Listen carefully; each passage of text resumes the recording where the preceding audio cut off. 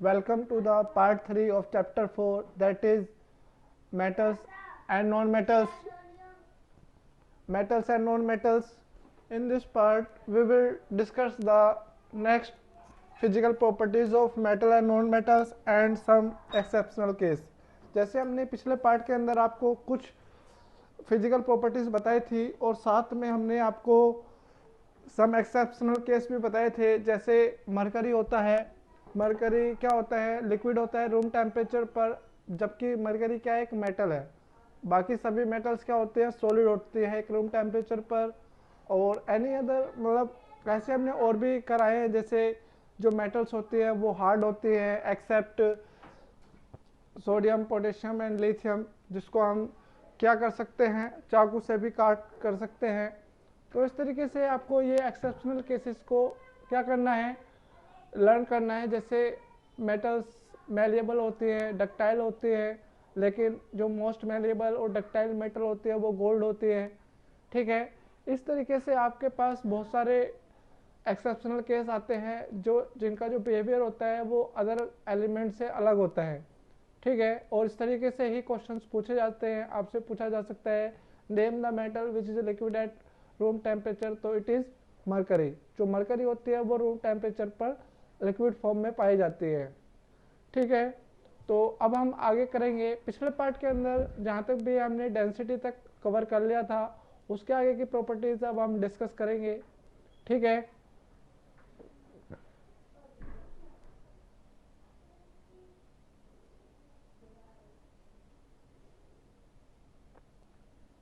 तो now we will talk about the hardness.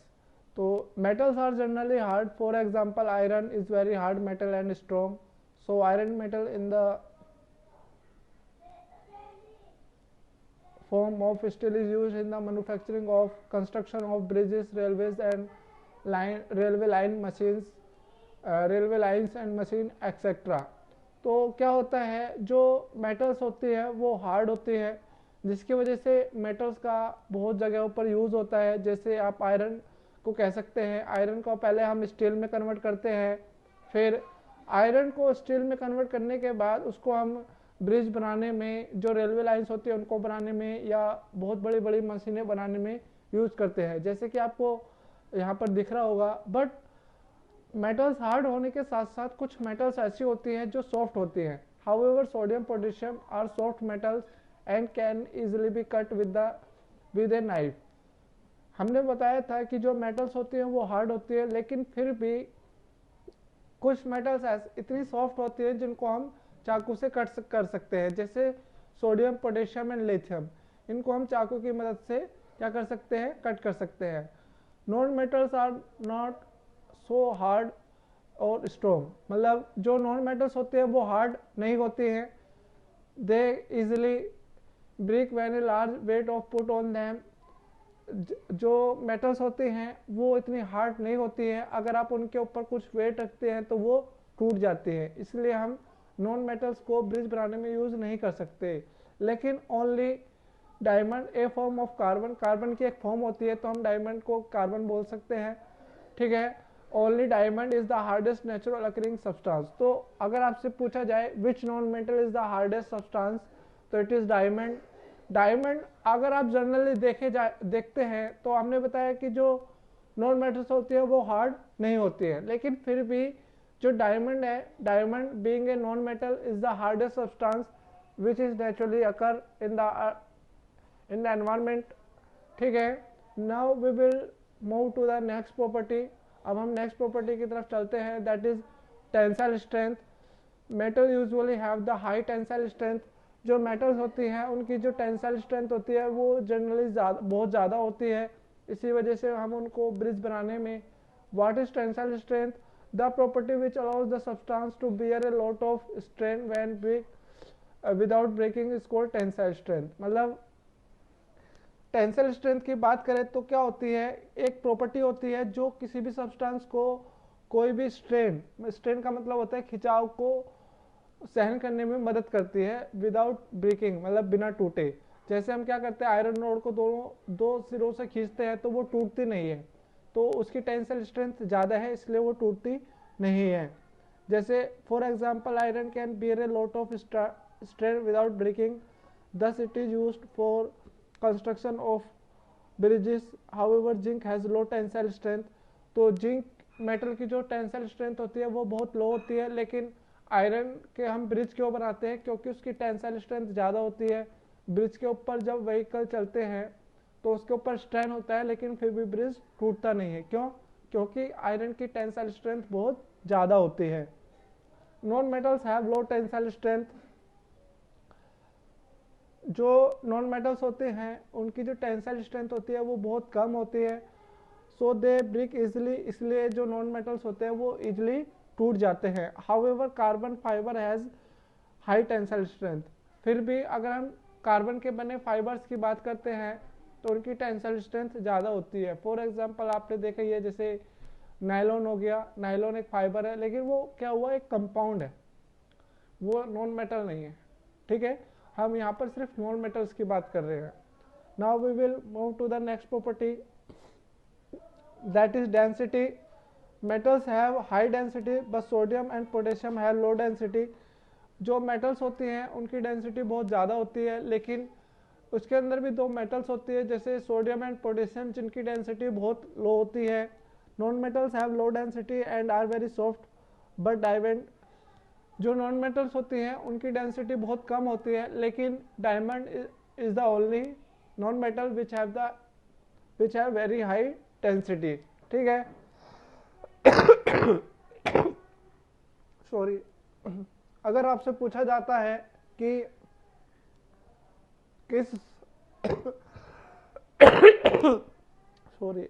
किस non metal की डेंसिटी बहुत हाई होती है, तो इट इज डायमंड। डायमंड की डेंसिटी बहुत ज़्यादा होती है। Now we will talk about the conductivity of electricity. All the metals are good conductor of electricity. जो सभी मेटल्स होते हैं वो इलेक्ट्रिसिटी के बहुत अच्छे कंडक्टर होते हैं, मतलब उनके अंदर से इलेक्ट्रिसिटी पास हो सकती है। ठीक है, silver metal is the best conductor of electricity. तो जो सिल्वर मेटल होती है उसकी जो इलेक्ट्रिकल कंडक्टिविटी होती है वो बहुत ज़्यादा होती है, सभी मेटल्स में सबसे ज़्यादा होती है। तो ये एक एक्सट्रीम केस आ गया। ये आपको याद रखना है कि किस मेटल की इलेक्ट्रिकल कंडक्टिविटी सबसे ज़्यादा होती है, तो इट इज़ सिल्वर। सिल्वर की इलेक्ट्रिकल कंडक्टिविटी सबसे ज़्यादा होती है। Copper wires are used in electrical wiring and aluminium wires are used in electrical cables because copper and aluminum are good conductor of electricity। तो सिल्वर के साथ साथ जो कॉपर और एल्यूमिनियम होते हैं उनकी भी इलेक्ट्रिकल कंडक्टिविटी बहुत ज़्यादा होती है, इसीलिए घर के अंदर जो वायर होते हैं, केबल्स होते हैं, वो मोस्टली कॉपर और एल्यूमिनियम के बने होते हैं। ठीक है, वहाँ पर हम आपको बोलेंगे कि सिल्वर की बहुत ज़्यादा होती है, फिर भी हम उसको यूज़ नहीं कर रहे हैं क्योंकि सिल्वर की कॉस्ट बहुत ज़्यादा होती है, और अगर हम घर के बाहर सिल्वर के बने वायर लगाएंगे तो चोर उनको निकाल कर ले जाएंगे, क्योंकि उसकी कॉस्ट बहुत ज़्यादा होती है। कॉपर और एल्यूमिनियम थोड़ा सस्ते होते हैं, इसलिए हम उनसे वायर बनाते हैं। ठीक है, उनकी इलेक्ट्रिकल कंडक्टिविटी भी काफ़ी हाई होती है, लेकिन सिल्वर से तो कम ही रहती है। ठीक है, now we will talk about the next property about the non metals. Non metals are poor conductor of electricity. जो नॉन मेटल होते हैं वो इलेक्ट्रिसिटी के पुअर कंडक्टर होते हैं। For example sulphur, phosphorus are non metals and they do not conduct electricity. आप example के तौर पर कह सकते हैं, जैसे सल्फर हो गया, फॉस्फोरस हो गया, उनके अंदर इलेक्ट्रिसिटी कंडक्ट नहीं होती है या वे इलेक्ट्रिसिटी कंडक्ट नहीं कर सकते। However graphite is a non metal which is a good conductor of electricity. लेकिन फिर भी graphite is the another form of carbon. ये कार्बन की दूसरी फॉर्म होती है, जैसे डायमंड होता है। तो graphite is the only non metal which can conduct electricity. तो आपसे पूछा जाएगा which form of carbon can conduct electricity, तो it is graphite. Graphite is the only form of carbon that can conduct the electricity. ठीक है, जो graphite है वो इलेक्ट्रिसिटी कंडक्ट कर सकती है। Now we will show the a activity where you can say that जो मेटल्स होती है वो गुड कंडक्टर होती है, जो नॉन मेटल्स होती है वो पूरे कंडक्टर होते हैं इलेक्ट्रिसिटी की। तो इसके लिए हम क्या कर देते हैं, एक इलेक्ट्रिकल सेल लेते हैं, एक इलेक्ट्रिकल बल्ब लेते हैं, की लेते हैं, कनेक्टिंग वायर्स लेते हैं, कॉपर, एल्यूमिनियम, आयरन नेल, कोयल और सल्फर लेते हैं। ठीक है। Make a electrical tester by connecting a cell an electrical bulb and a connecting wire. ठीक है। To test the whether electricity can pass through a connect a iron nail to the circuit as shown in the and observe, connect a कोयल piece in the circuit as shown।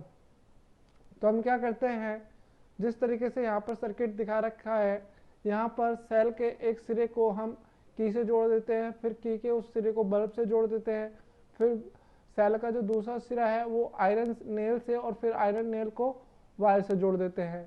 जैसे ही हम उसको on करते हैं, किसको, की को on करते हैं, तो बल्ब क्या करने लग जाता है, ग्लो करने लग जाता है। लेकिन जब हम सेम सर्किट के अंदर आयरन की जगह कोल लगाते हैं और जो की है उसको ऑन कर देते हैं, तो बल्ब जलता नहीं है, मतलब ग्लो नहीं करता है। तो इससे हमें क्या पता चल जाता है कि जो मेटल्स होते हैं वो इलेक्ट्रिसिटी को कंडक्ट कर सकते हैं, they are good conductor of electricity. लेकिन जो नॉन मेटल्स होते हैं वो पुअर कंडक्टर ऑफ इलेक्ट्रिसिटी होते हैं, वो इलेक्ट्रिसिटी कंडक्ट नहीं कर सकते। ठीक है। तो ऑब्जर्वेशन में आप ये लिखेंगे, you observe that electrical bulb glow when iron nail is connected with the circuit and iron bulb glow in the case of material made of. अगर आप आयरन की जगह कॉपर और एल्यूमिनियम को भी यूज करते हैं तब भी जो इलेक्ट्रिकल बल्ब है वो ग्लो करता है। The electrical bulb do not glow with when coal piece is used connected with the circuit. तो जो कोल का पीस होता है वो ग्लो, जब हम उसको यूज करते हैं सर्किट के अंदर तो बल्ब ग्लो नहीं करता है, और ना ही सल्फर के केस में। तो इससे ये कंक्लूजन निकलता है, metal like iron, copper, aluminium are good conductor of electricity, non metals like coal, sulphur are poor conductor of electricity. Poor का मतलब होता है कि वो इलेक्ट्रिसिटी कंडक्ट नहीं करते हैं। ठीक है। कंक्लूजन आपको पता चल गया कि जो मेटल्स होते हैं वो गुड कंडक्टर ऑफ इलेक्ट्रिसिटी होते हैं, और जो नॉन मेटल्स होते हैं वो पुअर कंडक्टर ऑफ इलेक्ट्रिसिटी होते हैं। Now we will talk about the next property, that is sonority. Sonority क्या होती है, the property of any substance to produce a sound is called sonority. So when we push a wind chime, it produces a sound. जब हम जैसे कोई भी घंटी होती है उसको बजाते हैं, उसको क्या कर देते हैं, उसको पुश कर देते हैं, तो वो क्या कर देती है, साउंड प्रोड्यूस करती है। वाइंड चिम का मतलब होता है जैसे घर में सजावटी सामान होता है ना, उसके अंदर बहुत सारी चीज़ें लटकी रहती है, आपने उसको हिलाया तो वो साउंड प्रोड्यूस करने लग जाती है। ठीक है। When a metal pipe in a wind chime, जो वाइड चिम के अंदर मेटल पाइप होता है वो एक दूसरे से टकराते हैं, strike with each other they produce ringing sound, और जब एक दूसरे से टकराते हैं तो वो साउंड प्रोड्यूस करते हैं। The property of producing A sound bye a metal when it is strike with a hard material is called sonority. तो जब हम किसी भी सब्सटेंस मेटल को किसी भी हार्ड सब्सटेंस से हीट करते हैं, ठीक है, स्ट्राइक करते हैं उसके ऊपर, तो वो साउंड प्रोड्यूस करता है। इसी प्रॉपर्टी को क्या बोलते हैं हम, सोनोरिटी। तो इसलिए हम कह सकते हैं metal are sonorous for this reason. इसी वजह से जो मेटल्स होती हैं उसके हम जो बैल होती है जो स्कूलों के अंदर या मंदिर के अंदर लगी होती हैं उसके बनाए जाते हैं। Wire string are use in musical instruments. जो म्यूजिकल इंस्ट्रूमेंट्स होते हैं जैसे सितार और सितार होता है, गिटार होता है, उसके अंदर जो स्ट्रिंग्स होती हैं वो भी मेटल की बनी होती है, क्योंकि जो मेटल्स होते हैं वो सोनरस होते हैं। तो आपसे पूछा जा सकता है कि जब हम सितार के अंदर जो मेटल स्ट्रिंग्स ले रहे हैं वो किस प्रॉपर्टी को शो करते हैं, that is sonority. Sonority property of the metals को शो करते हैं। जैसे वाइंड चाइम्स हो गया, ठीक है। Non metals do not make a ringing sound when we strike them, thus non metals are non sonorous. जो नॉन मेटल्स होते हैं जब हम उनके ऊपर स्ट्राइक करते हैं किसी भी चीज़ से तो वो साउंड प्रोड्यूस नहीं करते हैं। तो इसलिए हम कह सकते हैं कि जो नॉन मेटल्स होते हैं वो नॉन सोनोरस होते हैं। जैसे आप यहाँ पर देख सकते हैं, ए वाइट चाइम हो गया, बैल हो गया, गिटार हो गया, ये सभी के अंदर मेटल है। क्यों? Metals are sonorous. Now we will talk about the next property, that is melting point and boiling point. जो मेटल्स होते हैं metals have high melting point and boiling point. For example, iron metal has a melting point of 1535 degree Celsius. जो इतना ज़्यादा melting point होता है iron का, कितना 535 degree Celsius. However sodium, potassium, mercury and gallium have low melting points. ठीक है, और सबसे ज़्यादा मेल्टिंग पॉइंट किस मेटल का होता है, दैट इज टंगस्टन। टंगस्टन का सिंबल क्या होता है, W। तो आपको ये याद रखना है कि किस मेटल का मेल्टिंग पॉइंट सबसे ज़्यादा होता है, तो it is tungsten. Non metals have low boiling point and melting point. For example, melting point of sulphur is 115 degree Celsius. जो नॉन मेटल्स होते हैं उनके मेल्टिंग पॉइंट और बॉइलिंग पॉइंट बहुत लो होते हैं, लेकिन फिर भी डायमंड और ग्रेफाइट, इनके जो बॉइलिंग पॉइंट होते हैं या मेल्टिंग पॉइंट होते हैं वो बहुत ज़्यादा होते हैं। ठीक है, तो इसी के साथ आज की ये प्रॉपर्टी ख़त्म हो जाती है। नेक्स्ट यहाँ पर एक टेबल दी गई है जिसमें हमें डिफरेंट बताने हैं पैरामीटर्स के। तो पैरामीटर्स जैसे फिजिकल स्टेट हो गया, तो हमने बताया था जो मेटल्स होते हैं वो जनरली सॉलिड होते हैं रूम टेम्परेचर पर, लेकिन जो मरकरी होती है it is only metal which is found in liquid state. और जो नॉन मेटल्स होती हैं वो जनरली सॉलिड और गैसेस होती हैं, लेकिन bromine is the only non metal which is found in the liquid state. Malleability और डक्टिलिटी की बात करते हैं, जो मेटल्स होती हैं वो मेलेबल और डक्टाइल होती है except zinc which is brittle in nature. और जो नॉन मेटल्स होते हैं वो नॉन डक्टाइल और नॉन वेरिएबल होते हैं और वो ब्रिटल होती हैं। लस्टर्स की बात करते हैं, जो मेटल्स होती हैं वो लस्टर्स प्रोड्यूस करते हैं, मीन्स वो शाइनी अपीयरेंस देते हैं, लेकिन जो नॉन मेटल्स होते हैं वो नॉन लस्टर्स होते हैं एक्सेप्ट आयोडीन एंड ग्रेफाइट। ठीक है, now we will talk about the next property that is conductivity of heat. जो मेटल्स होते हैं वो गुड कंडक्टर होते हैं, लेकिन जो बिस्मथ होता है वो पुअर कंडक्टर होता है। ठीक है, non metals are poor conductor of heat except diamond. Diamond क्या करता है, वो हीट प्रोड्यूस कर सकता है। Hardness, metals are generally hard except sodium, potassium which are soft. Non metals are quite soft. जो मेटल्स होते हैं वो सॉफ्ट होते हैं, वो हार्ड नहीं होते हैं, लेकिन डायमंड जो कि हार्डेस्ट सब्सटेंस है जो कि हमें नेचर के अंदर मिलता है। Electrical conductivity, all metals are good conductor of electricity except lead and mercury. ठीक है, जो नॉन मेटल्स होते हैं वो पूरे कंडक्टर ऑफ इलेक्ट्रिसिटी होते हैं, लेकिन उसके अंदर एक एक्सेप्शन होता है ग्रेफाइट, जो कि इलेक्ट्रिसिटी का गुड कंडक्टर होता है। Now we will talk about the sonorous. तो जो मेटल होती है वो सोनोरस होती है और जो नॉन मेटल होती है वो नॉन सोनोरस होती है। Now we will talk about the tensile strength. जो मेटल होती है उनकी टेंसाइल स्ट्रेंथ ज़्यादा होती है एक्सेप्ट जिंक, और जो नॉन मेटल होती है उनकी जो टेंसाइल स्ट्रेंथ होती है वो बहुत लो होती है except carbon fibres. Now we will talk about the melting point and boiling point. जो मेटल्स होते हैं उनके मेल्टिंग पॉइंट और बॉइलिंग पॉइंट बहुत ज़्यादा होते हैं except gallium, caesium, sodium, potassium and mercury. Now we will talk about non metals. Non metals have low melting point and boiling point except diamond and graphite. ठीक है, तो आज के लिए सिर्फ इतना ही। यहाँ पर हमने सभी physical properties of metals and non metals को डिस्कस कर लिया है। ठीक है, इन प्रॉपर्टी को करने के बाद हमारे पास नेक्स्ट टॉपिक आता है केमिकल प्रॉपर्टीज़, जो कि हम नेक्स्ट पार्ट के अंदर करेंगे। तो आज के लिए सिर्फ इतना ही। इस वीडियो को लाइक कीजिए, शेयर कीजिए, और अगर आपने चैनल सब्सक्राइब नहीं किया है तो उसको सब्सक्राइब कीजिए, और इस वीडियो को ज़्यादा से ज़्यादा देखिए for better understanding, and stay at home, stay safe. Thank you.